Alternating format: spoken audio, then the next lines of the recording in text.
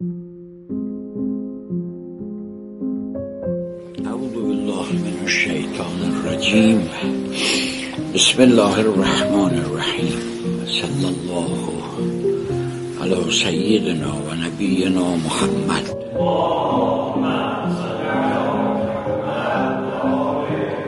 اعلموا انما الحیات الدنیا لعب و لهو و زینة و تفاخر بینکم و تکاثر فی الاموال و الاولاد. ما الحیات الدنیا الا متاع. علم داشته باشید، یعنی حقیقت واقعیت داره، متن واقعه. در مقابل چی؟ در مقابل مطلب پوچ باطل. یه چی؟ انما الحیات الدنیا محصور کرد قضیه رو، چارچوبی قرار داد که غیر از این دیگه نیست. حیات دنیا اون چی که تصور میکنید نیست، بلکه علم داشته باشید که اونی که من خدا میگم هست. 5 چیزی میگه خدا، این 5 تاست. لعب یعنی بازی. زندگی این دنیا یه قسمتش بازی است، الک دولک گردو بازی کنی. بعدش چی؟ لهو، اون که شما رو سرگرم بکنه، یعنی مشغولت بکنه به یه چیزی که از هدف اصلیت منحرف شی. میگه مثلا گرمه به این، یعنی حواست به اونه دیگه. هدف داری از اینجا حرکت کنی بری به عرض بزرگتون که حرم مطهر حضرت رضا علیه السلام. راهی هم نیست، یه خیابون بیشتر فاصله نیست. پورا برمیخوری به یه مغازه‌ای، به یه کسی، به یه فردی، به یه رفیقی، به یه آشنایی، به یه چیزی. اسم الله آقا سلام علیکم، چطوری، کجا بودی پارسال، امسال کجایی؟ هیچی. تو بشین با اسم الله آقا دوتایی با هم گردو بازی کنین، اصلا یادت میره میخواستی بری حرم. تازه اگر خوب دقت بفرمایید، اگر بدونی هدفت چی باشه، که تو دنیا نمیدونی فعلا هدفت چیست، از کجا آمدنم بر یه خود میری جلوتر، زینت، خودتو خوشگل میکنی، لباستو خوشگل میکنی، اتاقتو خوشگل میکنی، خونه‌تو خوشگل میکنی.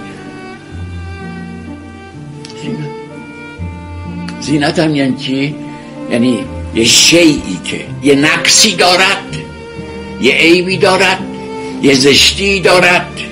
چون نقص و عیب و زشتی بده، یه چیزی به خودش میزنه، میچسبونه که اون نقص، اون عیب، اون زشتی دیده نشه. به این میگن زینت. تفاخر بینکم، تو میان سالی دیگه میاد تو اجتماع. فخر فروشیست. تمام کمبودهای درونی، تمام عقده ها که تا حالا با خودش کشونده، همه رو اینجا الان در ارتباطات اجتماعی چجوری پر میکنه؟ با فخر فروشی. و پرم نمیشه. این بنده خدا بیچاره خیال میکنه پر نمیشه، به هیچ وجه من الوجود. نقص همیشه هست، اون کمبود همیشه هست، عقده همیشه هست. من از این خانوادم و من از این فلانم و من مثلا بابام رئیس اداره کل مثلا مورچه هاست و از این قضایی ها. میرسه به سن بنده و جنابالی، تکاثر فی الاموال و الاولاد، زیاد کن. حالا هرچی این بری بود طی کردیم، داریم میریم دو 100 سال بعدی. اصلا به فکر این حرفا نیست.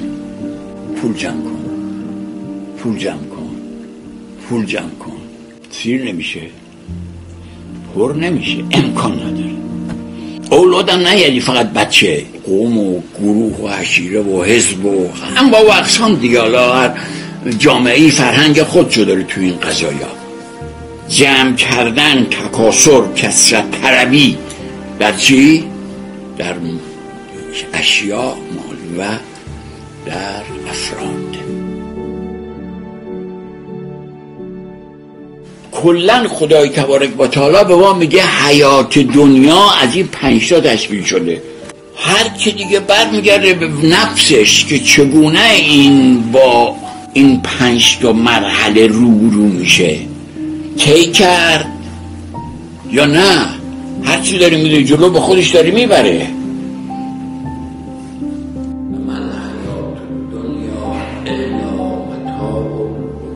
آخر آدم میفهمد و من حیات دنیا الا متاع الغرور.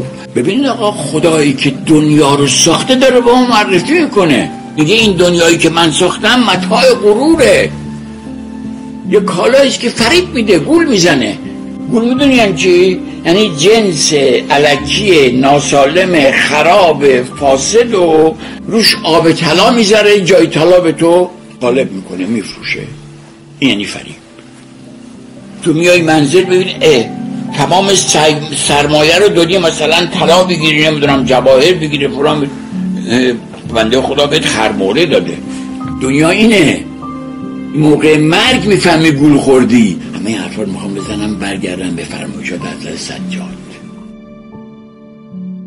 حضرت میفهمند که اینجوریست خدایا، پس ما چیکار بکنیم؟ ما به تو اعتصام پیدا میکنیم و به تو ملتجئ میشیم.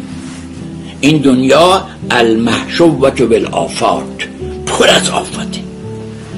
المشحونة بالنکبات، پر از نکبت هاست. اینا کدوم هاست؟ اینا اون 5 تاست که شما بری دنبالش و نفهمی باطنه این دنیا یه چیز دیگه هم داره خیلی خوشگل. و اون چیز مغفرت من الله و رضوان.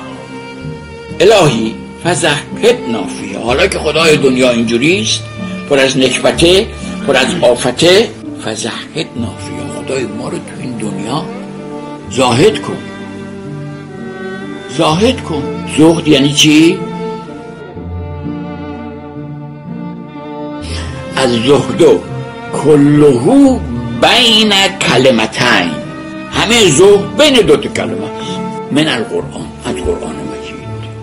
و قال الله سبحانه، که خدا سبحانه گفت لکی لا تأسوا علی ما فاتکم ولا تفرحوا بما آتاکم. تأسف نخورید از آن که دستون رفت، شاد نشید از آن که بهتون دادیم